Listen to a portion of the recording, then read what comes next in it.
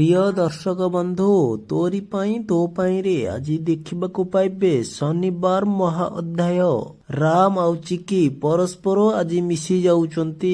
ହଁ ଦର୍ଶକ ବନ୍ଧୁ, ରାମ ଚିକିକି କହୁଛନ୍ତି କୁହ ଯେ ତମେ ମୋ ଚିକି ବୋଲି।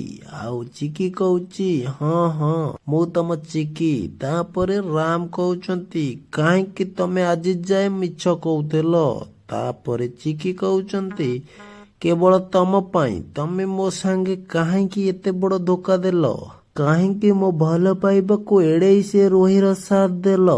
ଆଉ ତାପରେ ରାମ କହୁଛନ୍ତି ଏବେ ଆଉ ସେ ରୋହି ଆମକୁ ଅଲଗା କରିପାରିବନି। ଆମ ଭିତରେ ଥିବା ସବୁ ଦୂରତାକୁ ମୁଁ ଦୂର କରିଦେବି ଚିକି, ଆଉ ତମର ସେ ସବୁ ପ୍ରଶ୍ନର ଉତ୍ତର ଦେବି। କଣ ଦର୍ଶକ ବନ୍ଧୁ, ରାମ ସବୁ ସତ କଥା ଚିକିକୁ କହିଦେବ କି? କଣ ପାଇଁ ସେ ଚିକିକୁ ମାରିବାକୁ ଚାହୁଁଥିଲା? କମେଣ୍ଟ